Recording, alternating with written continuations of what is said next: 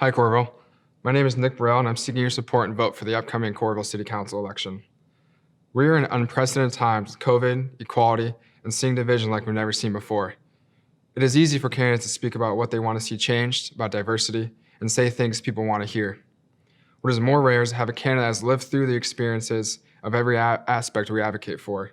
And I promise you, I am the only candidate that has experienced both the impacts of COVID, financially and personally, and I've also experienced racism from both Black and white communities.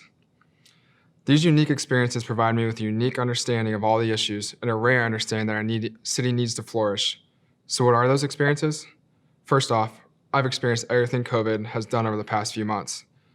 Being a business owner, we're on pace to gross nearly $500,000 in revenue within the first 3 years of being open, after taking over a business that failed for years before us. And we saw how quickly that could be taken away and how quickly I had to pick up a second job just to make ends meet like so many of us. I've seen it directly impact my family as I lost a family member to COVID and the impact that had on my father.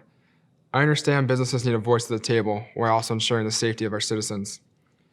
In addition to my COVID experiences, I've experienced the prejudice and racism that everyone proclaims they'd like to end, but I worry that without the experiences, the understanding of the complexity of the issues is lost.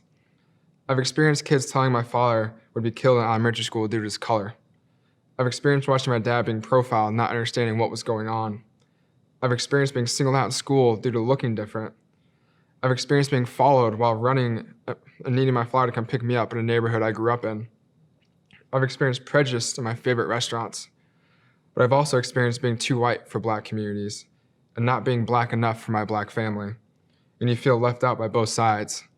Experiencing prejudices from both sides teaches you that race is an ideology or an idea. And once you understand that, you can work to finding solutions to the questions. I understand why these candidates preach affordable housing. They miss the underlying issues of inequality, or miss the fact that the majority of people in affordable housing right now can't read or write due to systematic oppression. I understand what it's like to apply for affordable housing, as I once did. I also understand that creating affordable housing while not creating opportunities is a Band-Aid over the bigger issue. Just like generating a list of who is cited more in our city. The question we need to answer is, how can we make it so people don't need affordable housing, or why are those people cited? We cannot fall victim to thinking complex problems have Black and white answers. Fix the underlying issue, fix the problem. This is the complex thinking we must achieve in the city of Coralville. This is the same level of thinking that allowed my business partner and I to turn a struggling business into a thriving business. This is the level of thinking that led to me being invited on the Iowa State Sports Commission board. This diverse thinking must be present in dealing with Coralville's financial issues while we look for various ways to bring in new revenue, whether that's through a county sales tax or new tourist projects, and ensure that those new revenues are there to help not only our city, but those people that need it most, and ensure the success of our small businesses. That thinking has led me to be endorsed by numerous officers, even a sergeant deputy of Johnson County Sheriff's Office, because I understand we have more in common than we like to think. Diversity is not just how someone looks, but rather their experiences they bring, the perspective they bring, and how they think. And that allows me to relate to everyone due to all my experiences and build a bridge between left and right, which I have done successfully in personal and professional relationships. I don't want people to look at me and see diversity by how I look.